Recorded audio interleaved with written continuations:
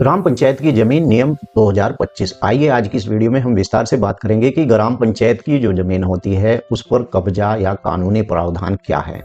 और विस्तार से अगर आप इस वीडियो को देखेंगे तो आपको विस्तार से जानकारी मिलेगी कि ग्राम पंचायत की जमीन पर भाई कब्जा कर लिया है। कब्जा करने के बाद कोई ना कोई आपके खिलाफ जो है एप्लीकेशन देता ही रहता है एसडीएम के यहाँ फिर या फिर कलेक्टर के यहाँ पर। यही प्रक्रिया चलती रहती है क्योंकि जब गांव के अंदर चुनाव होता है तो गांव के अंदर जब चुनाव के बाद दो पार्टीशन हो जाते हैं तो दूसरा पार्टीशन जिसे आपने वोट नहीं दिया होता है वो इसी काम को करता है कि ग्राम पंचायत की जमीन पर अगर आपका इतना सा भी कब्जा है तो वो उस कब्जे को लेकर यानी कि अधिकारियों के यहाँ शिकायत करता रहता है। ग्राम पंचायत की जमीन जैसे गोचर की जमीन हुई, तालाब की भूमि हुई, खलियान की भूमि हुई या फिर रास्ता हुआ है या फिर कब्जा एक गंभीर अपराध भी है। अगर आप ग्राम पंचायत की ज़मीन को कब्जा लेते हैं तो उस पर आपके खिलाफ कार्रवाई भी होगी। लेकिन यहाँ पर ग्राम पंचायत की अगर आपके द्वारा ज़मीन कब्जाई हुई है तो कैसी ज़मीन आपके द्वारा कब्जाई हुई है। वैसे ज़मीन से संबंधित मैंने इस यूट्यूब चैनल पर बहुत सी वीडियो डाल रखी हैं। आप चाहे तो मेरे इस यूट्यूब चैनल को सब्सक्राइब कर लें और लाइक कर लें। मैंने विस्तार से बताया है खलियान पर अगर आपका कब्जा है, तालाब पर अगर आपका कब्जा है या फिर आपका कब्जा ऐसी भूमि है, खाद के गड्ढे हैं, तो उसमें क्या प्रक्रिया कानूनन होगी। ये सब बातें मैंने अपने इस यूट्यूब चैनल के ऊपर वीडियो बनाकर टॉपिक बनाकर डाल रखी हैं, आप जाकर देख सकते हैं। वैसे तो मैंने आपको बता ही दिया है कि गोचर, तालाब और रास्ता अगर इसे कोई व्यक्ति कब्जाता है तो ये एक गंभीर अपराध है और 2025 में कानून का रुख अवैध कब्जेदारों के खिलाफ और भी सख्त हो गया है। इसीलिए मैंने इस यूट्यूब चैनल के थीम के ऊपर दिया नियम 2025, क्योंकि जितने भी आप YouTube के ऊपर वीडियो देख रहे हैं वो सब वीडियो ऐसी हैं कि जो पहले नियम के अनुसार बनी हुई है। लेकिन मैं जब भी कोई वीडियो बनाता हूँ, ताज़ा अपडेट लेकर वीडियो बनाता हूँ, तो आपको देखनी चाहिए इस वीडियो को पूरा, ताकि आपको 2025 के नियम कानून के बारे में जानकारी हो सके। तो चलिए मैं आपको कंप्यूटर की स्क्रीन पर लेकर चलता हूँ जहाँ पर मैंने ये नियम निकाल कर सही तरीके से एडजस्ट कर रखे हैं और आपको विस्तार से समझा सकूँ। तो आइए मैं आ गया हूँ अपने कंप्यूटर की तरफ। अब मैं आपको बताऊं लैपटॉप की तरफ और आपको बताऊं कि मुख्य कानूनी रुख कब्जादार मालिक नहीं बन सकता है। भाई सीधी सी बात है, अगर आपका किसी भूमि पर कब्जा है, कब्जेधारक मालिक इसलिए नहीं बन सकता क्योंकि कब्जेदार को कब्जे के साथ साथ कब्जे को स्पष्ट दिखाना होता है कि भाई ये कब्जा आपका इस भूमि पर है, क्या साबित आप इस कब्जे को कर सकते हैं। वैसे बहुत से पुराने कब्जे हैं जिन पर सरकार के द्वारा मालिकाना हक दे दिए गए हैं। मैंने पिछली वीडियो में स्पष्ट बताया है सन 1985 से पहले अगर किसी व्यक्ति का कब्जा है तो इस प्रावधान के अंदर क्या प्रारूप है, क्या किस तरीके का नियम है, वो मैंने सब पिछली वीडियो में समझा दिया है। वैसे इस पर आज हम बात करेंगे कि कब्जाधार मालिक क्यों नहीं बन सकता है। सर्वोच्च न्यायालय यानी सुप्रीम कोर्ट ने स्पष्ट किया है, इस बात को आपको दिखा देता हूँ। और सरकारी या पंचायत की जमीन पर अवैध कब्जा करने वाले व्यक्ति अधिकार के रूप में यानी कि उस पर मालिकाना ओनरशिप दावा नहीं कर सकता है। लेकिन यहाँ पर आपको बताऊं विपरीत कब्जा एडवर्स पोजीशन के नियम, यानी कि अगर की निजी जमीन या निजी संपत्ति के मामले में यदि कोई व्यक्ति 12 साल तक खुले तौर पर कब्जा रखता है तो उस मामले में वह मालिक बन सकता है। लेकिन भाई ये कहना बहुत आसान है, लेकिन कब्जे को साबित करना इतना ही कठिन होता है।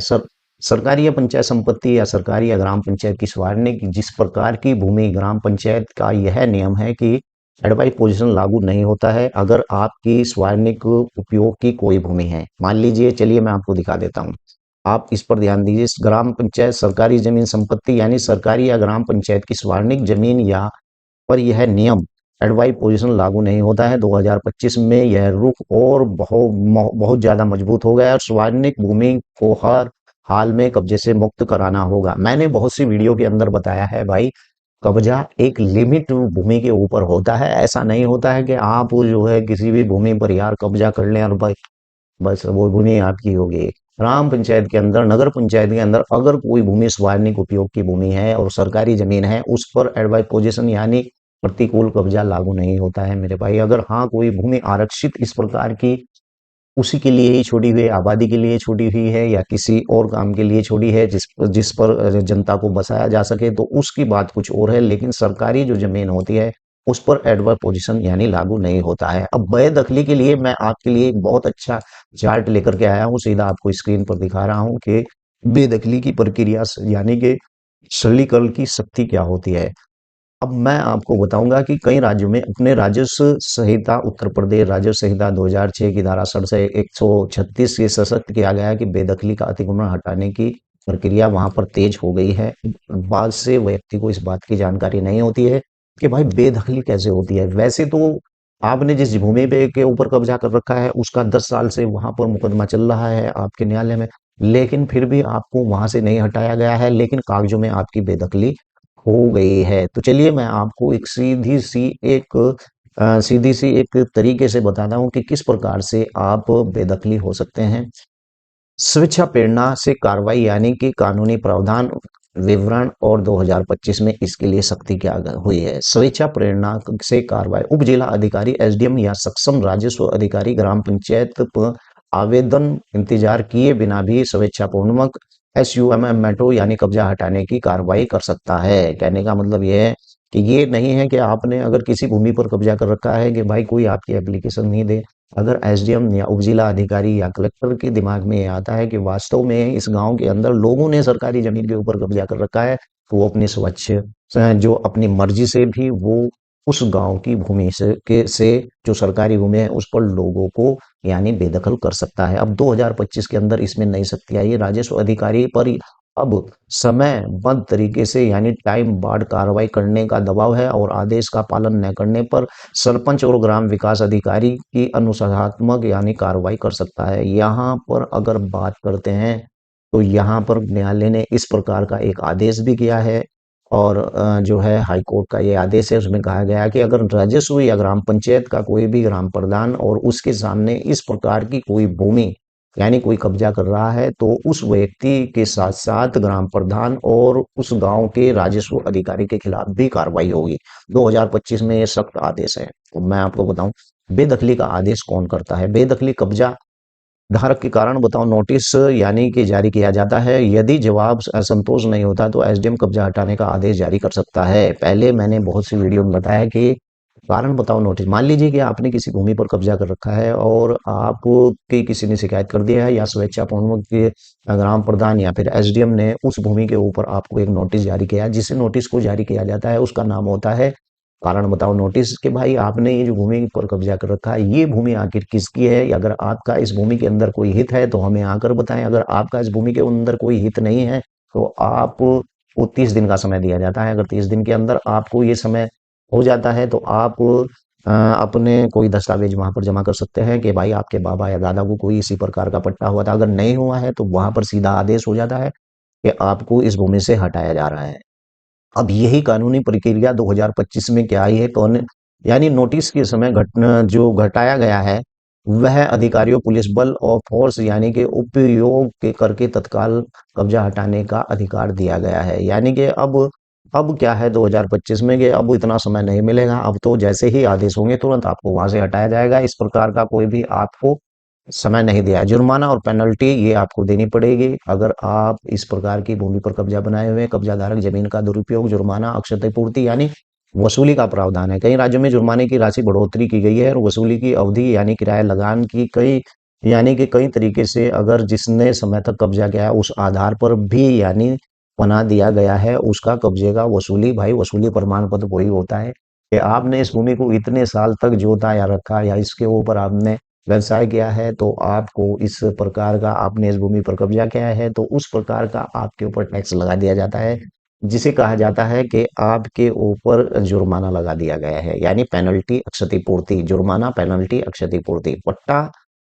नीति की स्पष्टता क्या है 2025 के अंदर। मैं आपको बताया 2025 में पट्टे को लेकर भी सख्त नियम और कानून लागे हैं। ये बात मुझे शुरू में बताएं लेकिन आपको मैं इसलिए बाद में बता रहा हूं ताकि सभी बातों की आपको जानकारी विस्तार से हो जाए। अब मैं आपको यहाँ पर बताता हूँ कि पट्टे का नियम 2025 के अंदर क्या है। तो आप ये चलते हैं मेरे स्कूल।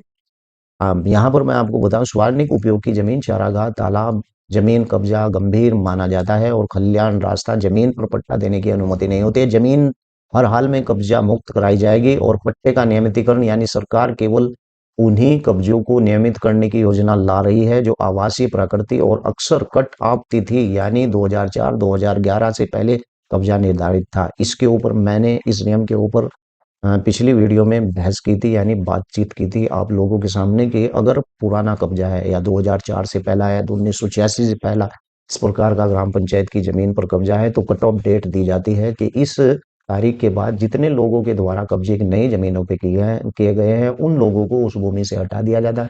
लेकिन जो इस तारीख से पहले कब्जे हैं उन्हें यानी कि पात्र मान लिया जाता है और पट्टा केवल उन पात्र गरीब भूमिहीन परिवारों को मिलता है जो आवासीय पट्टे की शर्तों का पूरा करते हैं, केवल जब कब्जे वाली जमीन यानी सार्वजनिक हित के लिए जरूरी न हो।